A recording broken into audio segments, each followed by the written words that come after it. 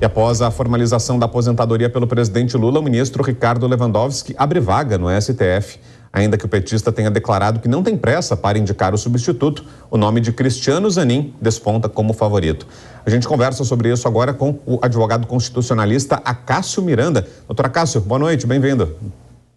Boa noite, Vitor. É um grande prazer falar com você, amigo, e com todos os nossos ouvintes e telespectadores. Doutor, o senhor vê algum obstáculo no fato de Zanin ter sido advogado de Lula até durante o período da Operação Lava Jato, em outros casos também, né? Mas se destacou na defesa do presidente diante da Operação Lava Jato. Você vê obstáculo no fato de o possível indicado ser o advogado do presidente, doutor? Eu acho que a gente tem que pensar em dois momentos relacionados a esse obstáculo, Vitor. Primeiro, quando nós olhamos para os requisitos constitucionais para que alguém seja nomeado ministro do Supremo Tribunal Federal, que diz respeito à idade superior a 35 anos, reputação ilibada e notório conhecimento jurídico, especialmente os dois últimos requisitos, são bastante subjetivos. Diante disso, fica difícil nós discutirmos se ele preenche ou não preenche esses requisitos. Contudo, eventualmente, o presidente Lula ou pessoas ligadas ao presidente Lula podem figurar como réus ou interessados em eventuais julgamentos no Supremo Tribunal Federal. E aí sim, nós entraríamos numa discussão se o Cristiano Zanin estaria impedido, portanto seria impedido ou suspeito para participar destes julgamentos, ou não existiria essa restrição processual. E eu acho que é aí que reside o maior problema que nós temos, um problema muito mais relacionado à atuação dele, caso nomeado, do que a nomeação propriamente. Mas também, por uma questão de justiça, é importante nós fazermos uma ressalva. Essa mesma discussão permeia ou permeou todas as nomeações que nós tivemos até aqui, sejam as nomeações feitas pelo Lula lá atrás, seja as nomeações feitas pela Dilma, nomeação feita pelo Temer e as nomeações feitas pelo Bolsonaro. Doutor, e na opinião do senhor, o que é que o Senado deveria exigir no momento da sabatina, né? Afinal de contas, a gente fala muito da indicação do presidente, mas não é automático, né? O nome é levado ao Senado, que sabatina o indicado e vai dizer ou não se ele preenche a todos esses requisitos que o senhor colocou agora e vai oficializá-lo ou não ministro da Suprema Corte. A que requisitos o senhor acha que o Senado deveria se atentar? Como é que deveria ser a cobrança e a que pontos os senadores deveriam se atentar nas sabatinas, doutor?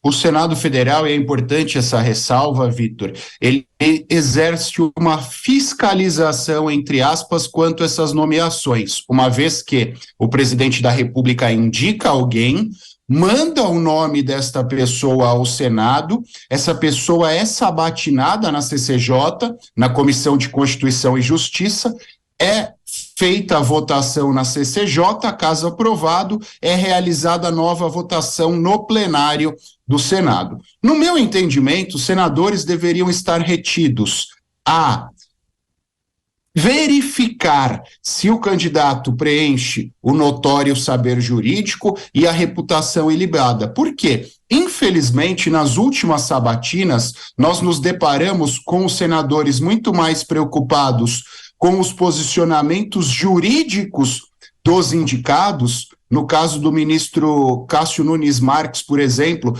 foram feitas várias perguntas relacionadas ao garantismo jurídico e a interpretação que ele dá ao garantismo jurídico.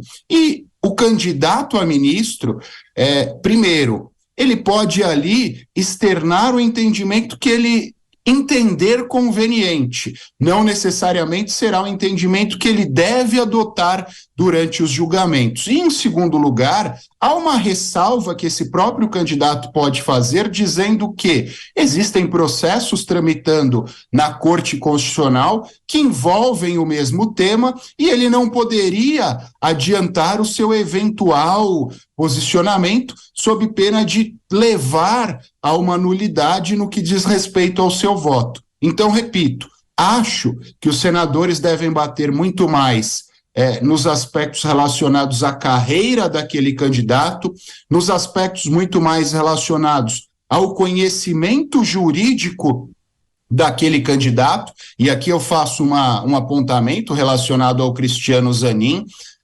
Isso não é demérito, mas quando nós olhamos para as últimas nomeações, desde as nomeações feitas pelo ex-presidente Fernando Henrique, passando pelas nomeações feitas pelo Lula, as nomeações feitas pela ex-presidente Dilma, pelo ex-presidente Temer e pelo ex-presidente Bolsonaro, todos os últimos alçados ao Supremo Tribunal Federal têm uma carreira acadêmica e jurídica mínima, com exceção ao ministro Dias Toffoli. Todos os demais têm mestrado, alguns têm doutorado, são professores de grandes universidades, artigos e livros publicados, o que não é o caso do Cristiano Zanin. Repito, não é demérito, mas é um mérito, e isso deveria ser levado em consideração por todos aqueles que indicam alguém para o cargo de ministro do Supremo Tribunal Federal, e deveria ser levado em consideração pelos senadores quando da sabatina.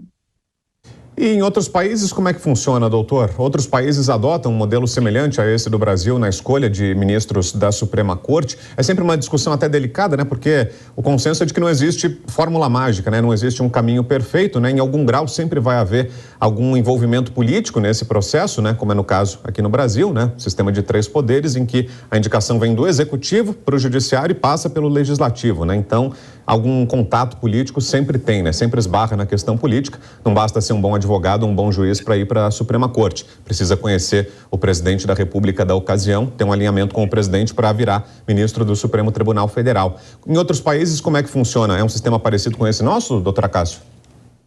Eu acho importante nós citarmos 2 países, um que adota uma sistemática igual à nossa e um que adota uma sistemática distinta. Sistemática igual são os Estados Unidos. Nos Estados Unidos, nós temos a Suprema Corte, e a Suprema Corte norte-americana, a indicação dos juízes à Suprema Corte norte-americana se dá numa sistemática muito parecida com a nossa. Notório conhecimento jurídico, reputação ilibada, há uma sabatina por parte do Senado Federal, e a indicação, obviamente, é do presidente da República, com uma peculiaridade. Os norte-americanos, diferentemente da nossa situação, eles entendem que um presidente democrata vai indicar à Corte Constitucional um juiz alinhado com o seu viés ideológico, da mesma forma que eles entendem que um presidente republicano vai indicar à Suprema Corte norte-americana um juiz que esteja alinhado com os seus posicionamentos ideológicos. No Brasil, essas circunstâncias não acontecem. Nós nos deparamos nos últimos anos com inúmeras discussões envolvendo o Supremo Tribunal Federal, muito por conta de posicionamentos mais ideológicos e menos jurídicos ou constitucionais. No que diz respeito a um país que adota uma sistemática distinta, eu acho que o grande exemplo aqui é um país vizinho a nós, é a Argentina. Na Argentina, há um mandato fixo para o exercício de juiz da Corte Constitucional. Ele era de 10 anos, hoje, salvo engano, ele é de 8 anos, indicação pelo presidente, aprovação pelo Senado, mas o juiz já chega na Corte Constitucional sabendo que o período máximo em que ele ficará na Corte Constitucional será de 8 anos. E existem sistemáticas um pouco parecidas com a nossa, com algumas distinções, como é o caso da Alemanha, como é o caso da França. Sim. Existem sistemas dos mais variados e em todos eles há discussões como há aqui no Brasil. Perfeito. A análise do doutor Acácio Miranda, advogado constitucionalista, esteve com a gente aqui no Jornal Jovem Pan. Obrigado, doutor, pela participação. Um bom final de semana. Feliz Páscoa.